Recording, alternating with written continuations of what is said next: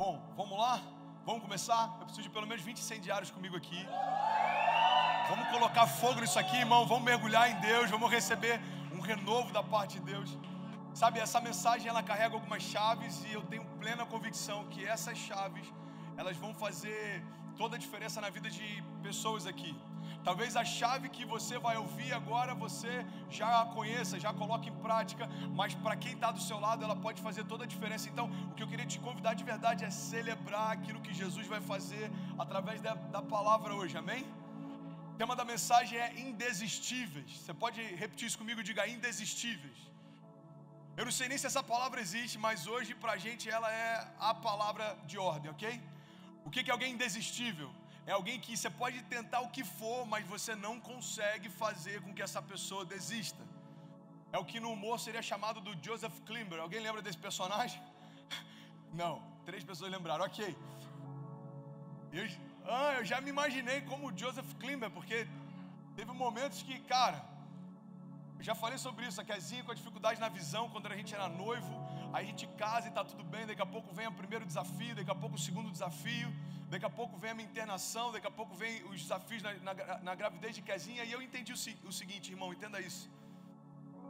A gente vai sempre enfrentar desafios, isso é fato. Pessoas que têm a Deus e os que não têm também. Pessoas que são tementes a Deus e os que não são tementes também. O que vai mudar a nossa história é como a gente se porta diante dos desafios que vive. Você está comigo? Então, entenda isso. Você não é especial porque está passando de desafios. Jesus passou também. Não é só você que passa dificuldades. Todo mundo nesse auditório tem passado também. Mas eu tenho uma palavra de esperança para você. Aquilo que se levanta contra você não é maior do que o poder que em você habita. E essa é a nossa segurança. Pastor, por que a gente vai viver milagres? Não é porque a gente é bom, não é porque alguém disse que esse ano vai ser o melhor. Não tem a ver com frases motivacionais, tem a ver com uma verdade, irmão. O espírito de ressurreição habita em nós e não tem nada morto que consiga resistir esse poder. O mesmo poder que ressuscitou Jesus Cristo dos mortos habita em nós. E é sobre isso que eu quero falar nessa manhã, sabe? Eu quero começar com uma frase que, para quem é sonhador ou visionário, que vai fazer toda a diferença. A única diferença entre um gênio e o louco é que o louco desistiu. A única diferença entre um gênio e o louco é que o louco desistiu. Pastor, eu não entendi, eu vou explicar melhor. Todo mundo que hoje a gente celebra o que fez, em algum momento foi desacreditado enquanto fazia. Existe um cara chamado Elon Musk. Esse cara, ele sonhou, se eu não me engano, com o PayPal. Acho que foi o primeiro empreendimento dele. Depois SpaceX, Tesla. E em vários momentos entendiam que esse cara era louco. Até que aconteceu. Entenda isso em nome de Jesus, irmão. Eu lembro que uma vez eu ouvi isso de um amigo. A gente estava na casa de férias dele. E eu era novo ainda no ministério, pastoreando os jovens no início do ministério. E ele disse para mim algo que eu nunca vou esquecer. Ele disse: André, todo mundo vai achar que você é só um sonhador, até que as promessas se cumpram. Irmão, entenda isso. Todo visionário, todo sonhador, todo herói da fé, todo empreendedor, todo cristão já foi considerado louco em algum momento da sua história. Todo mundo que crê em milagres talvez vai ser considerado louco pelos vizinhos. Você ainda acredita nesse casamento? Você ainda acredita nessa empresa? Você ainda acredita no teu chamado? Você ainda acredita no teu ministério? Você ainda acredita que o teu filho vai voltar? Você ainda acredita que você vai romper? Entenda isso em nome de Jesus, irmão. Aquilo que para o mundo parece loucura, para os que creem é o poder de Deus. Sim, eu sou louco para aquele que é cético, mas eu sou firmado na minha fé para aqueles que creem no que eu creio também. Você não precisa crer no que eu creio se você não recebeu a mesma visão que eu recebi. Entenda isso. Você está comigo? Faz sentido para alguém? Às vezes a gente fica angustiado. Por que a nossa família não acredita nos nossos sonhos, irmão? Não espere que todos sonhem aquilo que você sonha, se nem todos receberam a visão que você recebeu. Parece loucura para o mundo, mas para quem crê é o poder de Deus. E ser indesistível significa em ouvir aquilo que Deus tem falado dentro de nós e cessar todo o ruído que tem ao nosso redor. É como aquela historinha, você já deve ter ouvido, de uma competição para ver quem subia mais rápido no topo. E aí começou a competição e o primeiro cara subia, chegava na metade e ele não conseguiu e caiu. Daqui a pouco veio o segundo, o terceiro, o quarto, até que chegou um cara, ele estava meio avulso. E aí falaram: olha, se você subir aqui, você vai ganhar tanto. O cara subiu, foi até o topo e desceu. Quando chegou no final da competição, foram perguntar para ele qual que era o segredo. Ele falou: não, qual que é o segredo? Ele falou. E alguém que conhecia ele falou: ele é surdo, ele não está ouvindo o que você está falando. E aí entenderam qual era o segredo dele? O segredo dele era que ele não ouvia as vozes da multidão, e por isso ele não se movia pelo que os outros diziam que ele faria. Tem momentos que tudo que a gente precisa é ter um ouvido de mercador. A gente ouve tantas coisas como pastor, irmão, mas se a gente retivesse todas elas, a gente morreria muito mais cedo. Eu tenho que ouvir tantas coisas, eu tenho que passar por tantas coisas, mas a gente tem que ter neutralidade naquilo que ouve, filtrar e não deixar que isso acesse o nosso coração. Entenda isso em nome de Jesus. Como se tornar indesistível, irmão? A grande verdade é, o que faz você não desistir é a convicção em relação à visão que você tem. Se você vê a história do Walt Disney, por exemplo, esse cara ele teve uma visão, um sonho, um projeto, e tudo se levantou contra. Ele teve que abrir mão do estúdio, ele sofreu despejo, ele teve que abrir mão dos funcionários, ele passou humilhação, dificuldades, até que aquilo que parecia loucura se tornou o maior empreendimento de entretenimento da história. Pastor, como é que isso se aplica na minha segunda-feira? Eu não sei. Eu não sei qual é o sonho que você carrega, mas uma coisa eu sei: se as suas orações não parecessem loucura, se alguém ouvisse, você está orando errado. Se as suas orações fossem compartilhadas nesse microfone e não parecessem loucura para todo mundo que está ouvindo, provavelmente você ressignificou a sua fé de acordo com as suas circunstâncias. Irmão, o que a gente vive com Deus não é aquilo que cabe dentro da nossa lógica, mas é aquilo que fere a nossa lógica. Não faz sentido uma igreja brasileira com 2 meses e meio vivendo o que a gente está vivendo, mas não foi o homem que começou, foi o próprio Deus. Então, se você não consegue entender, pergunta para quem está fazendo. Mas como faz? Como começa? Como, irmão, não se preocupa com como, foca no quem, não tem a ver com como vai ser, tem a ver com quem prometeu. Irmão, vamos ser sinceros, algo que tem me impulsionado essas últimas semanas é a história de homens da fé jogados em meio a covas de leões. Presta atenção nisso. Você sabia que leões ficaram em jejum diante de homens carregavam uma promessa de Deus? Você tem noção do que é um leão permanecer em jejum? Por quê? Porque não havia autorização para tocar em alguém que Deus protegeu. A gente precisa entender isso. Existem leões modernos. Abaixa só um pouquinho, por favor, Dani. Existem leões modernos, gigantes modernos, desertos modernos, existem muralhas modernas. Tudo aquilo que a gente via como impossibilidade para os heróis da fé, elas só foram atualizadas, contextualizadas, mas os mesmos desafios a gente enfrenta hoje. Quando a gente vê as muralhas antes do povo entrar na terra da promessa, o que você está vendo? Você está vendo desafios geográficos, desafios de você entrar num novo ambiente, de tomar por herança aquilo que Deus te prometeu, mesmo que já existam pessoas lá.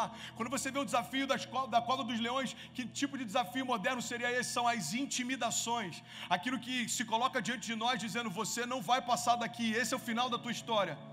Talvez um leão moderno, um leão no tempo de hoje, para você seja um diagnóstico médico. Alguém te colocou diante de um diagnóstico médico e você está achando que esse é o final da tua história, mas eu vim aqui declarar: se esse for o leão que se colocou diante de você, ele vai permanecer em jejum. Se Deus é por nós, quem será contra nós? Essa pergunta é uma declaração de fé também, e a gente precisa usar daquilo que Deus nos deu, palavras, chaves que liberam em nós esperança em relação ao futuro. Você está comigo ainda? Diga amém. Agora, irmão, é bom falar de sonho, é bom falar de visão, é bom falar de futuro, mas entenda isso: nem tudo são flores. Você pode dizer isso para quem está do seu lado: fala, irmão, nem tudo são flores. E se você quiser pode responder para ele: eu que o diga. Eu quero que você enxergue cada um desses desafios a partir de hoje como escolas. Pode repetir isso, diga: essa é a minha escola. Então entenda isso, guarda isso no teu coração. Irmão, você não está apanhando, você está aprendendo. Eu falar isso de novo, vai fazer sentido para alguém que está aqui. Você não está apanhando, você está aprendendo. Aquilo que lá no passado te paralisaria, hoje nem tira o teu sono. Aquilo que lá no passado te deixaria com insônia, hoje nem te preocupa mais. Por quê? Porque em algum momento você enfrentou gigantes que te prepararam para os novos gigantes. Eles nunca deixarão de se levantar. Tem muita gente frustrada com a utopia de que nunca vai ter desafio. Irmãos, sempre terão desafios. em áreas diferentes. Uma hora a gente está vivendo desafios na saúde, outra nas finanças, outro com afrontas, outro com desafios emocionais. Talvez agora você está bem, mas um problema é com seus filhos. Entenda isso. O que a palavra de Deus tem para nós é a seguinte afirmação: tem de bom ânimo, eu venci o mundo e vocês vão vencer também. A nossa história não se resume aos nossos desafios. Quando a palavra diz nós somos mais do que vencedores, significa que as lutas virão, mas nós já somos mais do que vencedores em Cristo Jesus. O que alguém celebra isso aí, meu irmão? Pelo amor de Deus. O que alguém mais do que vencedor? É alguém que entra nas batalhas já sabendo o resultado final. Tem uma ovelha nossa lá de Orlando, Rodolfo Vieira, ele foi para a 7ª luta dele do UFC ontem, e ele destruiu no primeiro round, ele finalizou a luta. A cada nova luta que ele vence, é uma porção maior de convicção que ele recebe. Então na 8ª luta ele vai entrar com ainda mais convicção, e na 9ª, e na 10ª, e na 11ª. Por quê? Porque quando você vence o teu gigante hoje, isso empodera você para enfrentar novos gigantes amanhã. Então entenda isso, dificuldades que você enfrenta, coisas que às vezes são chatas, a gente fala: Deus, por que isso? Para preparar você, para ensinar você, para deixar você atento. Ontem eu estava atendendo um casal e eu falei: gente, deixa eu falar uma coisa, vamos ser muito sinceros. Os desafios, se fossem retirados da nossa vida, a gente abriria a mão das nossas armaduras, a gente abaixaria a guarda, e é aí que as coisas ruins acontecem. Davi era um homem segundo o coração de Deus, forte em batalhas. A Bíblia diz que Saul começa a ficar inseguro com ele, porque o povo começa a falar. Saul matou dezenas, Davi matou milhares, Saul matou centenas, Davi matou centenas de milhares. O que acontece é o seguinte, irmão: um homem tão experimentado em lutas, um dia decidiu abaixar a guarda.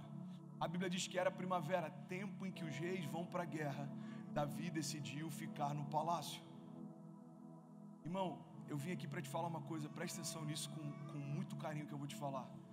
Os teus desafios não vieram para te abater, os teus desafios vieram para promover você.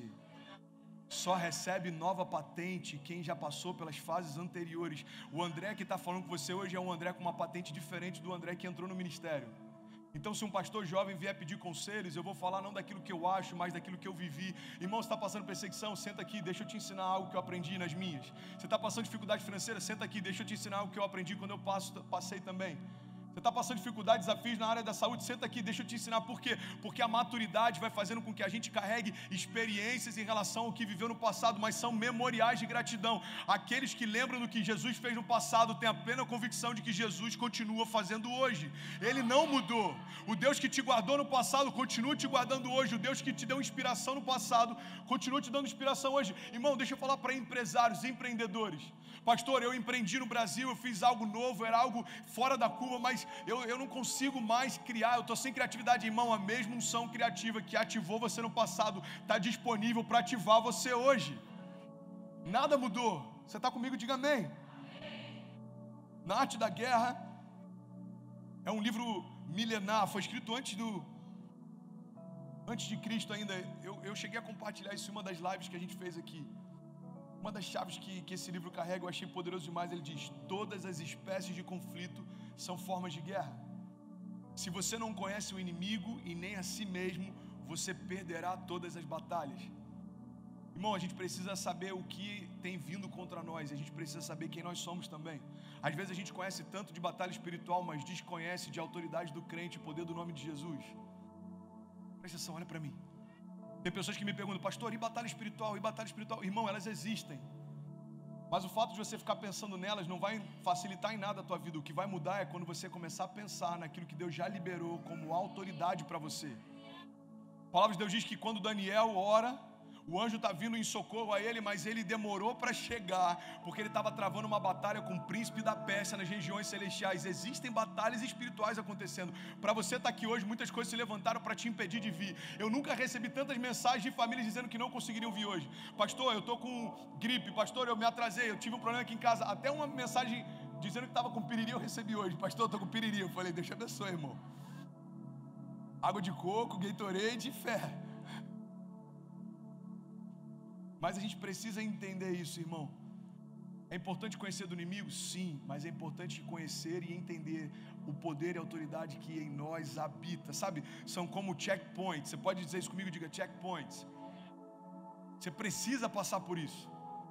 São etapas que você precisa passar por elas.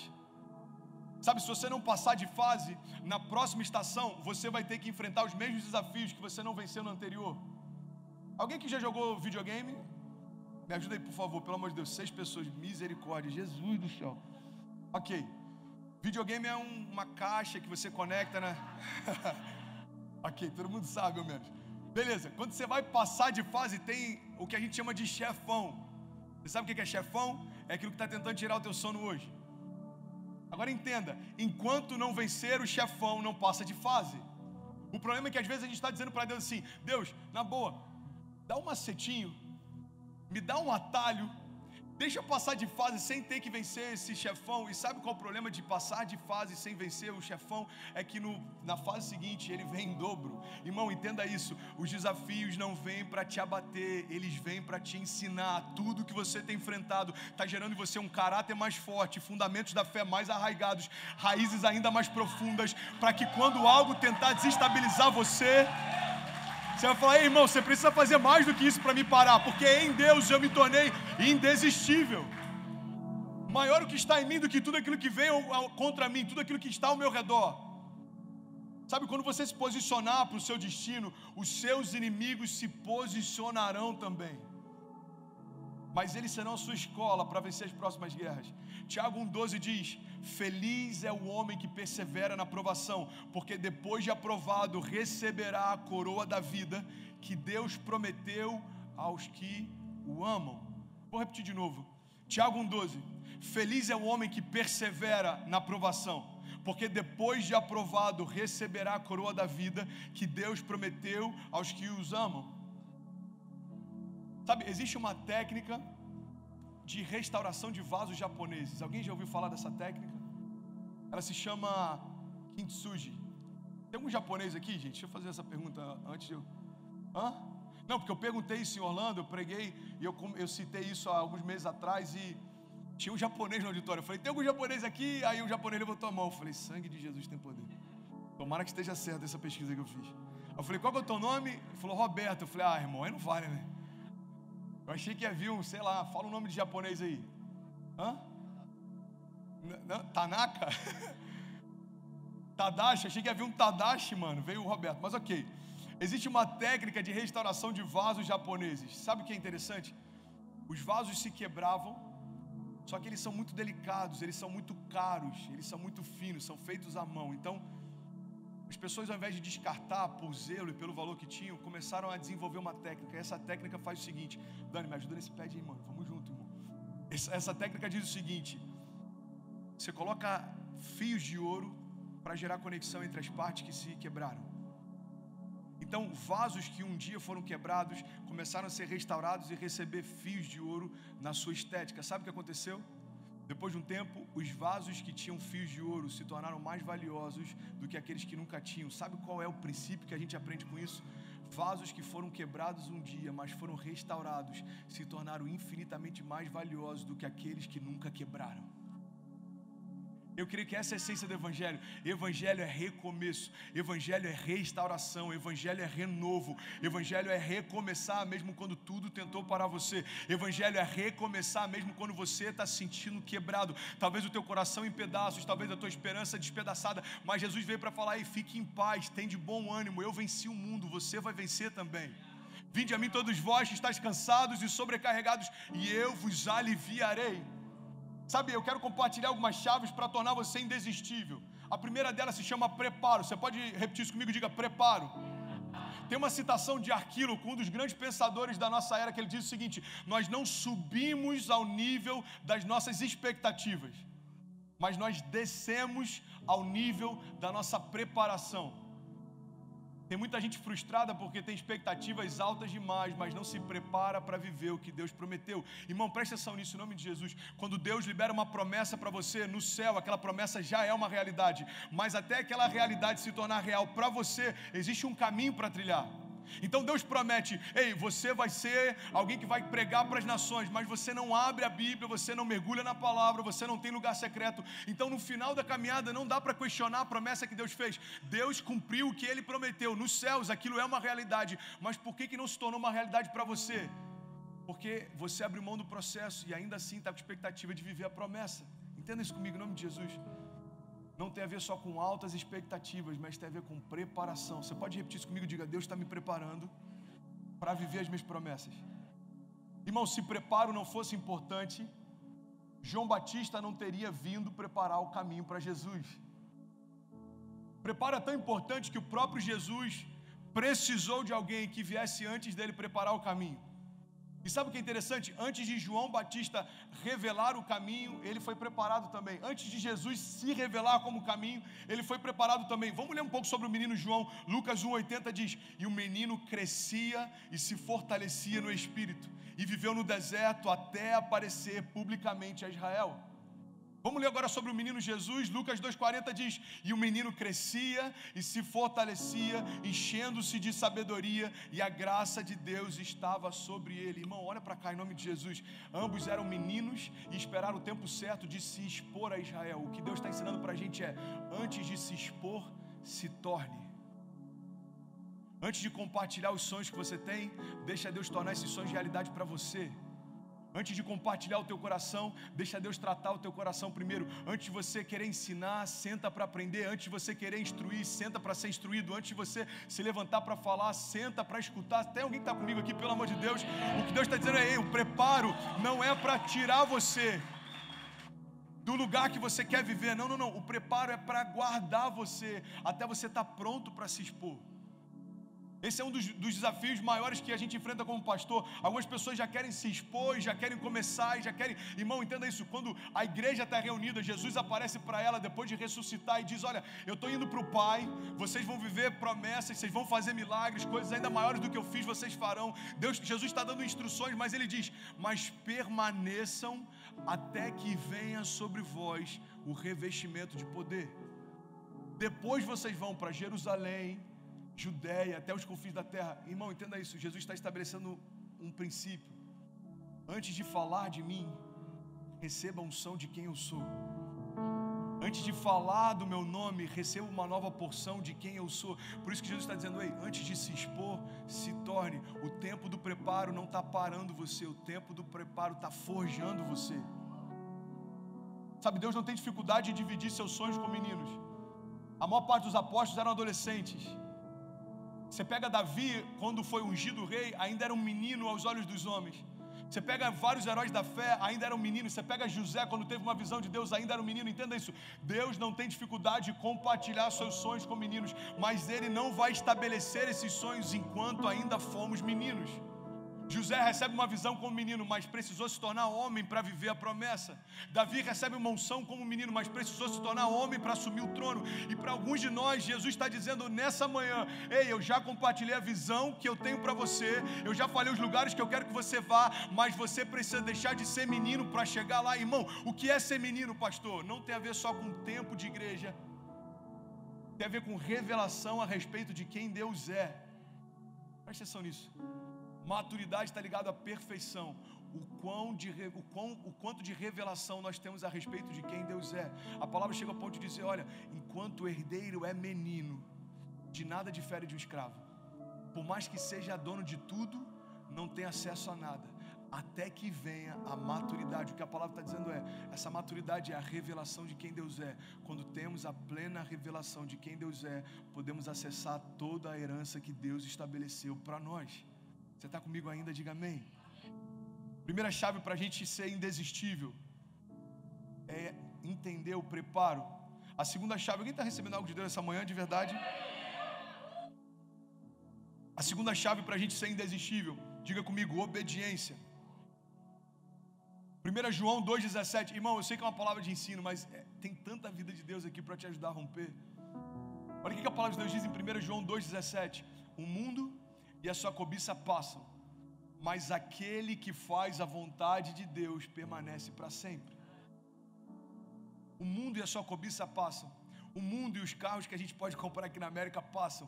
O mundo e as coisas que a gente sonha em fazer aqui passam. Mas ele está dizendo: mas aquele que faz a vontade de Deus permanece para sempre. Você quer ser indesistível? Obedeça. Entenda isso em nome de Jesus. A minha obediência determina aonde eu vou chegar. Você quer um exemplo claro? A gente pega a história de Moisés. Deus se revelou para Moisés E Deus revelou o propósito que tinha para Moisés. Então Moisés se torna um libertador e o povo é liberto do Egito. Presta atenção nisso, vem comigo, por favor. O povo foi liberto, sim ou não? Agora, o povo viu a Deus, sim ou não? Não. Moisés teve acesso a algo que o povo não teve. Entenda isso em nome de Jesus, irmão. O povo foi liberto, mas ainda assim não viram a Deus. Sabe o que Deus está ensinando para a gente?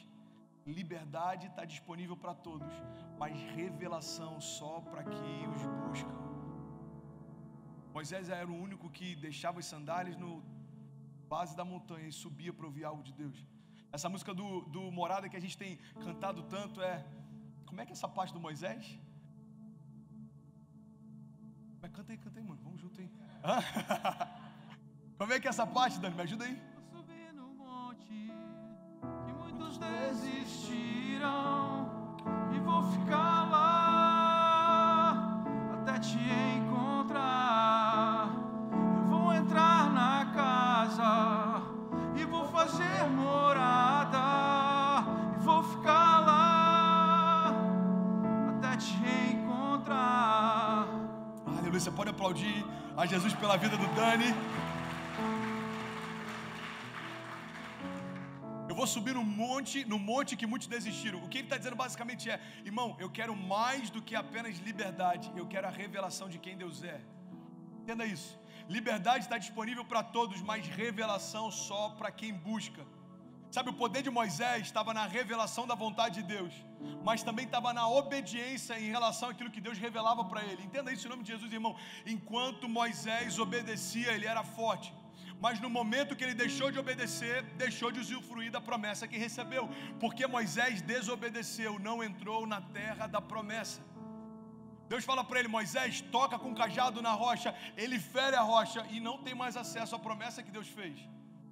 O que a gente vê na história de Moisés é que enquanto ele buscava, tinha revelação. Enquanto ele obedecia a revelação que recebia, ele tinha poder e autoridade. Mas a partir do momento que ele sabia o que fazer, mas não fazia, deixava de viver aquilo que Deus disse que faria. Cara, isso é muito poderoso. Presta atenção nisso em nome de Jesus, irmão. A minha obediência determina onde eu vou chegar. Revelação e obediência precisam caminhar juntas. A revelação aponta o caminho. A minha obediência me faz chegar lá. É para mim, irmão. Sou pastor há alguns anos. Uma das coisas que eu mais ouço: pessoas frustradas porque sabem o chamado que tem, mas não conseguem viver plenamente o chamado. Por que isso acontece? Pessoas que vêm para mim e falam: pastor, eu sei do chamado que eu tenho. Ou seja, ele já teve uma revelação, mas eu não consigo romper. Talvez o que está faltando é obediência. Irmão, entenda isso em nome de Jesus. Como eu posso obedecer se eu não sei o que Deus espera de mim? Mas da mesma forma, do que adianta saber o que eu preciso fazer se eu nunca me mover para fazer? Lucas 6,46 diz: por que vocês me chamam Senhor, Senhor, e não fazem o que eu digo? O que eu aprendi depois de um tempo caminhando com Deus, irmão, é que eu não posso atribuir as consequências do que eu vivo para Deus se eu nunca entreguei para Ele o controle. Não atribua as consequências da sua história para Deus se você nunca entregou para Ele também o controle. Deus está falando aí: eu quero te dar a revelação do chamado que você tem, mas se você tiver a revelação sem obediência, não vai chegar a lugar nenhum. Agora, eu creio que a gente está pastoreando aqui uma geração, uma igreja que não só vai entender o chamado que tem, mas vai se mover para viver plenamente esse chamado. Eu declaro em nome de Jesus: não só você, como seus filhos, a sua casa, não só terão a revelação a respeito do chamado que carregam, mas serão obedientes para viver plenamente o que Deus prometeu. Falei com a Rebeca ontem, eu falei: Rebeca, tudo que a gente vive hoje é um ensino para a gente viver amanhã. Hoje eu não tenho dificuldade de me mover de uma nação para outra, porque lá no início eu não tive dificuldade de me mover de uma cidade para outra. Deus me deu a revelação. Chegou o tempo de você virar a chave e mudar o ciclo. Eu estava antes de ir para uma missão na Bolívia, eu fui orar com algumas pessoas que estavam ajudando o projeto. Eu entrei numa oficina, eu lembro disso até hoje. Eu entrei numa oficina, esse empresário, ele estava ofertando para a gente levar mantimento para esse orfanato na Bolívia. Eu não tinha nem ideia que esse cara, ele era alguém que fluía nos dons, que ele tinha uma unção profética. Eu cheguei lá, ele falou: e como é que está o projeto? Eu falei: cara, está incrível, a gente vai passar tantos dias, a gente vai visitar orfanatos e tal. Ele falou: cara, que bom, deixa eu te falar uma coisa, eu estava orando por você e Deus me deu uma palavra. Deus disse o seguinte: o tempo em que a sua liderança sonha com você cessou. Deus vai mover você para uma nova geografia. Aquilo parecia confuso, porque a gente estava numa fase muito boa lá em Cabo Frio. Até que tudo mudou. Quando eu chego nesse novo tempo, tudo flui com mais intensidade, mais graça, mais força, mais unção. Você percebe que é uma autorização de Deus, porque você está debaixo de uma nova patente. Entenda isso. Aí chegou um momento em que a gente precisou mover agora só que de nação. E por que André não tem dificuldade de se mover de nações? Porque quando o menino André precisou mover de cidades, ele teve a revelação e obedeceu. Isso ensinou algo no meu caráter. O melhor lugar que eu posso estar é estar correndo riscos com Deus. O lugar mais seguro que eu posso estar é fazendo aquilo que Ele me chamou para fazer. Irmão, entenda isso em nome de Jesus. Você precisa ter plena revelação do chamado que Deus tem para a tua casa. E assim que você tiver, você precisa se mover. Tem muita gente que é um obeso espiritual, sabe de todas as palavras, de todos os versículos, mas o que vai mudar a nossa história não é a quantidade de versículos que você sabe, é a quantidade de versículos que você vive. A palavra é prática, a fé é prática, a fé que muda os nossos dias vai exigir de nós mudança. Você precisa se mover, você precisa sair do lugar que você está, você precisa ir na direção que Deus te deu. Revelação e obediência, é saber o que Deus quer e se mover quando Ele pedir, é saber o que Deus está falando e se mover quando Ele falar pule. Irmão, revelação e obediência nada mais é do que pular quando Deus falar pula. A verdade é que a gente tem tanta coragem de se lançar em alguns abismos e às vezes a gente tem medo de se lançar em Jesus. Pessoas têm coragem de se lançar em abismos como as drogas, por curiosidade, mas às vezes tem medo de se lançar em Jesus por vergonha. Tem casais que estão se divorciando apesar de se amarem, porque tiveram coragem de se lançar em coisas que sabiam que não dariam certo para sua casa, mas às vezes tem medo de se lançar em Jesus por vergonha do que vão pensar quando me verem numa igreja evangélica. Eu já fui esse cara. A única vez que eu tinha entrado numa igreja evangélica antes da minha conversão foi num casamento. E eu lembro que eu fui muito contrariado. E minha namorada, na época, eu falei: cara, se alguém ver a gente dentro dessa igreja, vão pensar que a gente virou evangélico. Você tem noção disso? Gente, eu tô falando sério. Ela falou: Dé, fala sério, é só um casamento. As pessoas sabem que a gente tinha convidado. Eu falei: cara, se uma pessoa ver, acabou. Toda a nossa moral foi por terra. É sério, eu estava assim, eu lembro que eu fui no casamento, eu fiquei tenso, eu falei: cara, eu não sou evangélico. E aí, tudo bem? Prazer, André, prazer, não sou evangélico. E aí, tudo bem? Prazer, prazer. Já viu gente que cumprimenta assim? De vez em quando eu vou em algum lugar que tem algum membro nosso, amigo. Ah, esse aqui é o pastor da minha igreja. Aí a pessoa fala: tudo bem, sou católico. Aí eu falo: eu sou André, prazer. Tudo bem, sou espírita. Opa, sou André, tudo bem, prazer. Mas é verdade, às vezes a gente tem tanta coragem de se lançar em loucuras e vergonha de se lançar em Jesus. Eu vim aqui te fazer um convite nessa manhã, irmão. A gente não vai ter medo quando for Jesus que estiver chamando a gente para viver novos níveis. Revelação e obediência. Revelação e obediência. E para terminar essa mensagem, a terceira chave que eu quero compartilhar. Essa hora que vocês falam: a gente tem que ensaiar mais. Me ajuda aí, produção. Você quer ser indesistível? Aceite o preparo. Respeite o preparo. Entenda a obediência. É ela que vai definir até onde você pode ir. E a terceira chave para ser indesistível se chama decisão. Você pode repetir isso comigo? Diga: decisão. Irmão, sabe o que é louco? A gente vê a história dos discípulos. E eu gosto de brincar sobre isso porque é muito louco. Se a gente for contextualizar o que Jesus fez, é como se Jesus pegasse hoje agiotas, pegasse hoje, sei lá, pensa em pessoas que a gente não vê bem. Jesus pegou essa galera e falou: vocês vão ser o meu ministério. O que Jesus formou era praticamente um Jesus Gang. Jesus pegou pessoas que não eram bem vistas pela sociedade ou que eram completamente rudes. Pessoas que provavelmente, ou eu diria praticamente, nenhum de nós convidaria para fazer parte do seu ministério principal. Mas Jesus queria estabelecer algo, Ele queria ensinar para a gente: não tem a ver com quem você é, mas com que o meu evangelho vai te tornar. Então Jesus pega improváveis para que através dessa improbabilidade Ele mostre que o poder do Evangelho tem a ver com aquilo que Deus pode fazer e não com aquilo que nós nos tornamos. Nós somos improváveis para o mundo, mas não somos improváveis para Deus. Deus sabe quem você é porque Ele conhece você desde o ventre da tua mãe. Deus sabe o quão poderoso você pode ser nele, o quão ousado você pode ser nele, o quanto de milagre você pode viver nele. Então é por isso que para Jesus não importa a forma como você chega, o que importa para Ele é o que você vai se tornar, irmão. O Evangelho é perfeito para pessoas imperfeitas. Jesus não está preocupado em como você vai chegar, mas Ele te ama tanto a ponto de não permitir que você continue da forma que você chegou. Então é basicamente assim: vinde a mim, do jeito que você está. E depois tem o ide por todo canto, pregando o evangelho para toda criatura. O problema é que às vezes a gente quer viver o ide sem ter vivido o vinde. Jesus está falando aí: vem para mim, deixa eu cuidar de você, deixa eu limpar você, deixa eu sarar você, deixa eu renovar você, deixa eu empoderar você, deixa eu fazer com que você se torne aos olhos dos homens o improvável. E depois disso você vai expressar exatamente quem eu sou. Mas entenda isso só vai acontecer se você decidir. Jesus chega para Pedro e fala: Pedro, você está vendo esse milagre que eu acabei de fazer? A maior pesca que você já viu, seu barco quase afundou, você precisou pedir ajuda. Pedro não pediu ajuda de cara, irmão, ele pediu ajuda depois que viu que o barco estava afundando. Ele estava feliz com aquela quantidade de peixe, ok? Jesus fala: você está vendo esse milagre? Então, abre mão de tudo isso que eu acabei de te dar e me segue. Entenda isso em nome de Jesus. O que os discípulos viveram não é fruto de mérito, mas é fruto de uma decisão. A graça imerecida, o favor imerecido não tem a ver com mérito, mas tem a ver com decisão. Jesus está dizendo: eis que estou à porta e bato, você decide abrir ou não.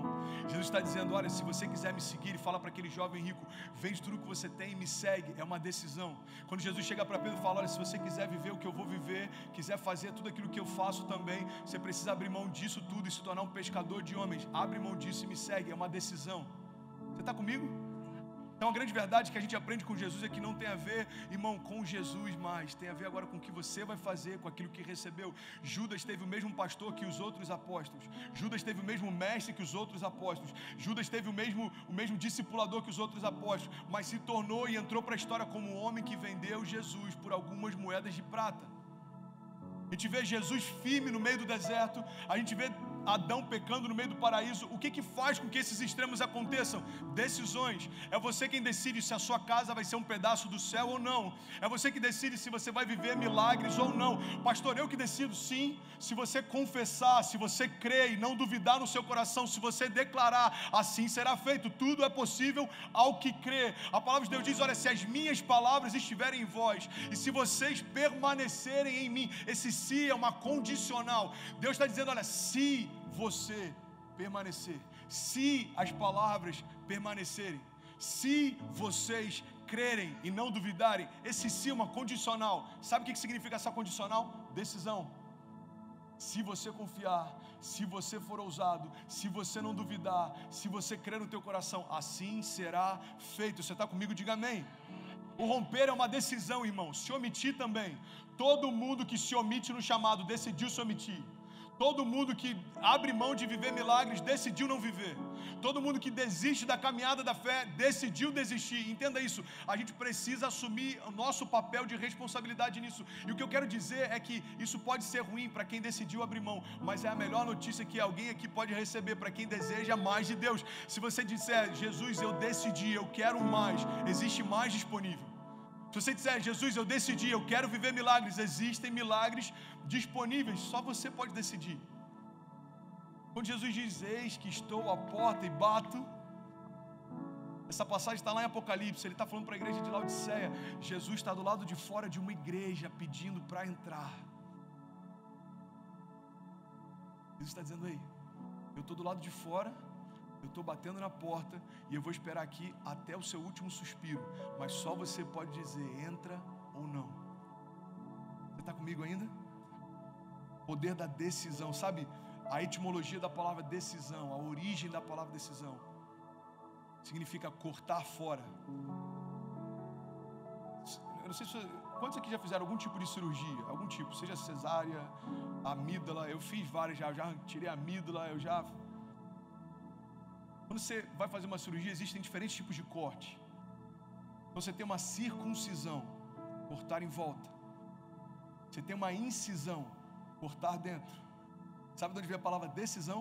Cortar fora. Para mim isso é muito poderoso. Por que uma decisão significa cortar fora? Porque para você decidir viver o novo, você vai ter que abandonar o velho. Para você decidir viver milagres, você vai ter que abandonar a lógica. Para você decidir viver promessas, você vai ter que abandonar propostas. Para você decidir viver impossibilidades, você vai ter que abandonar a tua racionalidade. É como a gente já falou aqui várias vezes, para você decidir viver e experimentar a paz que excede todo entendimento, você vai ter que abrir mão do direito de entender. Entenda isso, irmão, é algo que eu gosto de chamar de o poder da rejeição. Existe poder na rejeição tanto quanto existe poder na decisão. Você sabe por quê? Porque de nada adianta desejarmos santidade se não rejeitarmos o pecado. De nada adianta desejarmos as promessas se não rejeitarmos as propostas. De nada adianta desejarmos o novo se não rejeitarmos o passado. Olha para mim, em nome de Jesus. Tem um cara chamado Nelson Mandela, um dos homens mais incríveis que já passou na face da terra. Um dos caras que foi um dos grandes pacificadores desse século. Esse cara, ele foi injustamente preso. Ele teve a família dele retirada dele por anos, se eu não me engano 27 anos preso. E quando esse cara sai da prisão, os repórteres vão até ele e perguntam: e aí, o povo está com você, você tem todo o apoio popular, você vai se vingar agora de quem te colocou na prisão? Ele falou: quando eu saí pelos portões daquela prisão, eu entendi que se eu não perdoar quem me colocou lá, eu permanecerei para sempre preso. Tem pessoas livres geograficamente, mas presas dentro de si. Tem pessoas tentando viver o novo, mas não conseguem abrir mão do velho. Irmão, você está numa nova igreja, então libera alguém que te feriu na anterior. Você está numa nova nação, libera alguém que te frustrou na nação anterior. Você está numa nova empresa, num novo trabalho, libera se alguém te humilhou ou fez algo no anterior. Você quer viver o novo, então abre mão do velho. Decisão é cortar fora, esquecendo-me das coisas que para trás ficaram. Eu avanço em direção ao alvo, eu avanço em direção à promessa, eu avanço em direção àquilo que Deus me prometeu. Eu avanço. Pastor, mas e quem feriu? Irmão, quem feriu, decidiu ferir. Existe a lei da semeadura. O homem colherá certamente daquilo que semear. Toda semente gera um fruto. Não, eu não tenho autoridade sobre as sementes que você lança, mas eu tenho sobre as sementes que eu lanço. Teve uma época que a gente estava sendo desonrado no ministério e Kézia, amor, você continua honrando mesmo sendo desonrado? Eu falei: Kézia, honra é um princípio que não depende de reciprocidade. Cara, isso é muito poderoso, pega isso, irmão. Honra não depende de reciprocidade. Se alguém te desonrar, é a semente que ele desejou, decidiu lançar. O fruto é dele, não teu. Agora, honrar, só você pode fazer. A semente é sua, mas o fruto também. Então entenda isso, irmão. Decisão significa você olhar todas as sementes que estão disponíveis e decidir quais delas você vai lançar. Eu decidi, é uma decisão. Eu vou amar, mesmo que seja difícil às vezes. Eu vou honrar, mesmo que seja desonrado. Eu vou ficar em silêncio, mesmo que a minha carne queira gritar. Eu vou permanecer, mesmo que a minha carne queira parar. Eu vou continuar avançando, mesmo que a minha carne queira desistir, porque eu decidi, não sou mais eu quem vivo, mas Cristo vive em mim. E a vida que agora eu levo pela glória do Filho de Deus, pelas promessas de Deus, por aquilo que Deus prometeu para mim. É uma decisão. Cortar fora. Pastor, o que rouba da gente milagres? Indecisão, falta de posicionamento, passividade, frieza, apostasia, omissão, procrastinação, falta de fé, falta de expectativa pelo sobrenatural de Deus. Irmão, existe poder na sua decisão. Você quer viver o novo de Deus hoje? Tudo que você precisa fazer é desistir daquilo que não é de Deus para você. Doenças não são de Deus para você. Miséria não é de Deus para você. Rancor não é de Deus para você. Falta de perdão não é de Deus para você. Cansaço não é de Deus para você. Pastor, mas o cansaço não é natural? É, mas o renovo é sobrenatural. Vinde a mim todos vós que estáis cansados e sobrecarregados, e eu vos aliviarei. Existem realidades que são naturais, mas existem realidades disponíveis que são sobrenaturais. Você decide hoje, vai viver o quê? O que você pode ou aquilo que só Deus pode? Aquilo que o teu braço consegue ou aquilo que só o braço forte do Senhor faria? Eu estou finalizando aqui. Obrigado, irmão. Uma pessoa lembrou, valeu. João 16:33. Eu lhes disse essas coisas para que em mim vocês tenham paz. Desse mundo vocês terão aflições. Contudo, tenham bom ânimo. Eu venci o mundo. Você pode declarar isso? Diga: eu sou mais do que vencedor em Cristo Jesus. Salmo 35, esse todo mundo aqui sabe. O choro pode durar uma noite, mas a alegria vem pela manhã, irmão. Não sou eu que estou dizendo, é a própria palavra. O choro pode durar uma noite, os desafios, o dia mau, mas existe renovo de Deus para você que vem pela manhã. E sabe o que é melhor na decisão? Eu vou terminar aqui. É que quando a gente decide, presta atenção, isso é muito poderoso, cara. A gente decide dar um primeiro passo. Os seus primeiros passos de fé ativam os seus primeiros milagres também. Presta atenção nisso, irmão. Tem coisas que a gente vai viver que são frutos de processo, mas tem milagres que a gente vai viver que eles são instantâneos. Você quer um exemplo? Aquele homem que foi curado, eu falei sobre isso algumas semanas atrás. Às vezes a gente tem a revelação de um Jesus que cura, mas não necessariamente a gente foi salvo.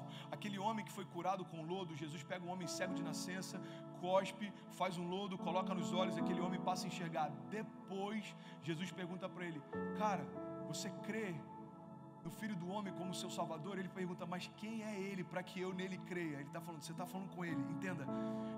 Jesus já tinha se revelado para aquele homem como alguém que cura, mas ainda não tinha se revelado como alguém que salva. Você está comigo?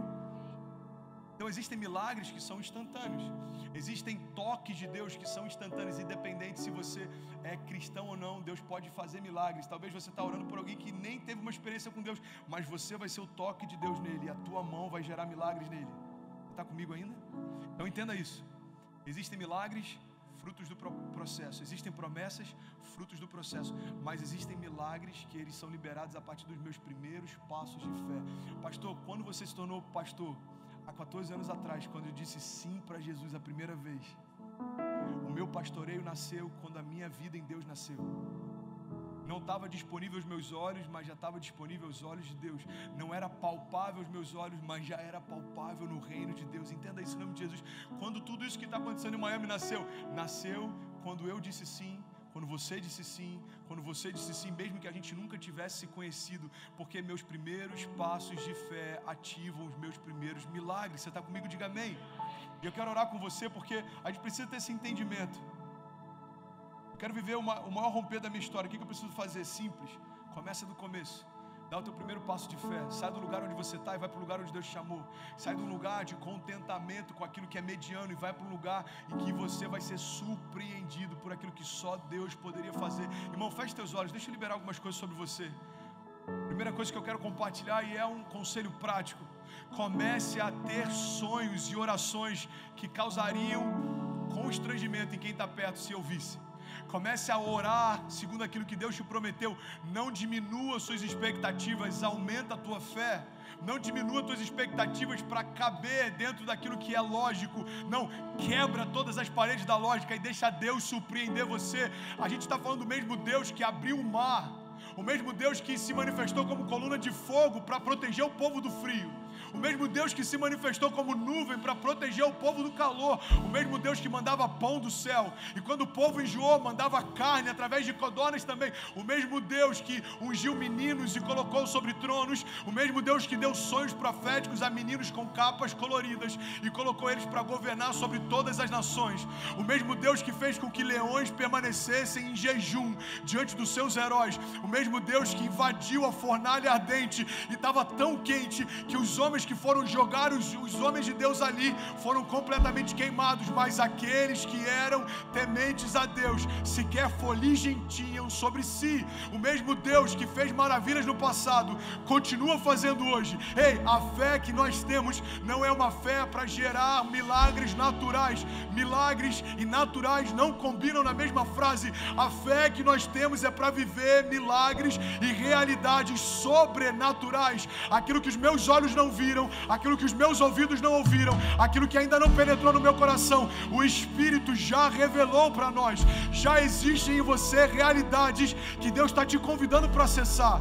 Existe em você, irmão, sonhos, promessas, visões, milagres, lugares, pessoas, empresas, projetos, está tudo dentro de você. As respostas que você precisa já foram depositadas em você.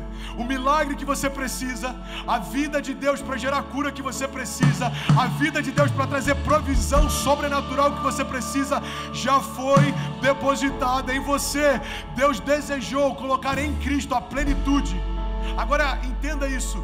Cristo é a cabeça e você é o corpo, ou seja, a plenitude de Deus depositada em Jesus já está disponível para você hoje.